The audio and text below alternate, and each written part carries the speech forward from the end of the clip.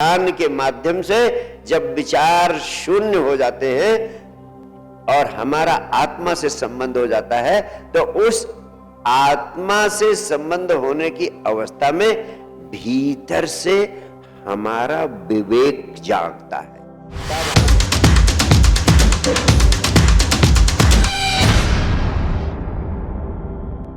ज्ञान और ध्यान में क्या अंतर है?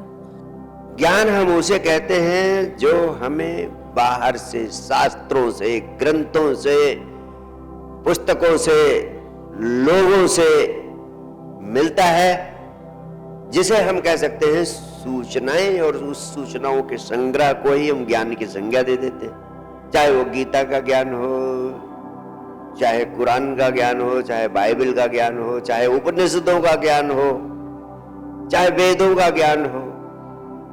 जो ज्ञान ग्रंथों से मिले, दूसरों से मिले, बाहर से मिले और उसे हम अपने खोपड़ी में इकट्ठा कर ले, उसे हम ज्ञान कहते हैं। और ध्यान किसे कहते हैं? ध्यान का अर्थ है ये जितना ज्ञान हमने इकट्ठा किया है विचारों के रूप में अपनी खोपड़ी में, जब हम उस ज्ञान को जो विचारों के रूप में हमारे खोपड़ी में इकट्ठा है, उन सारे विचारों से मुक्त कर लें अपने को, थोड़ी देर उनके जाल से अपने को मुक्त कर लें, और विचार शून्यता की अवस्था में जब हम हो जाते हैं, वो ध्यान की अवस्था है।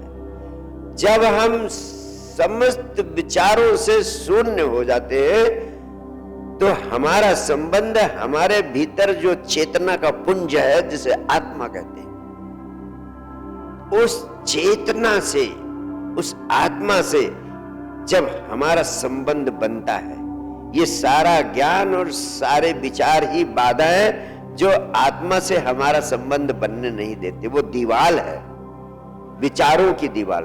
तो जब ये विचारों की दीवार विचार शून्यता के माध्यम से हटती है, यानी ध्यान के माध्यम से जब विचार शून्य हो जाते हैं और हमारा आत्मा से संबंध हो जाता है, तो उस आत्मा से संबंध होने की अवस्था में भीतर से हमारा विवेक जागता है।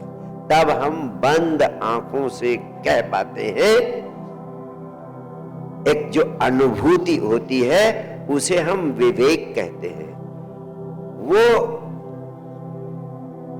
सच्चा ज्ञान है, वो आत्मा का अनुभव है, वही परमात्मा का अनुभव है, वही विवेक है।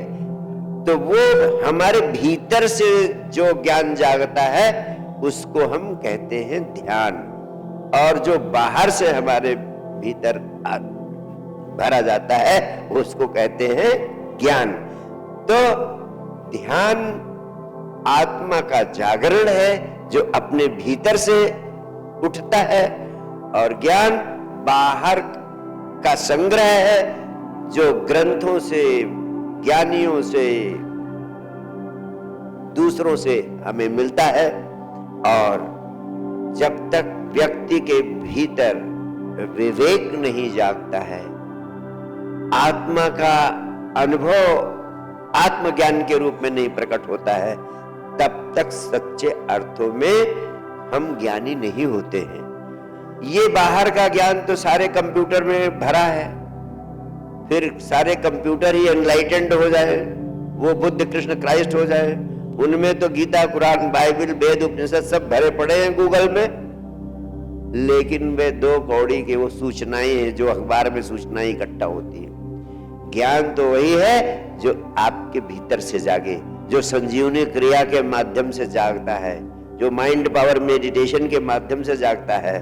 और इसीलिए मैं कहता हूं कि जब आत्मज्ञान उपलब्ध होता है, तब आप सच्चे अर्थों में ज्ञानी होते हैं। और आत्मज्ञान सिर्फ ध्यान से उपलब्ध हो सकता है और कोई दूसरा उपाय नहीं। बहुत बहुत प्यार, बहुत बहुत आशीर्वाद। Thank you.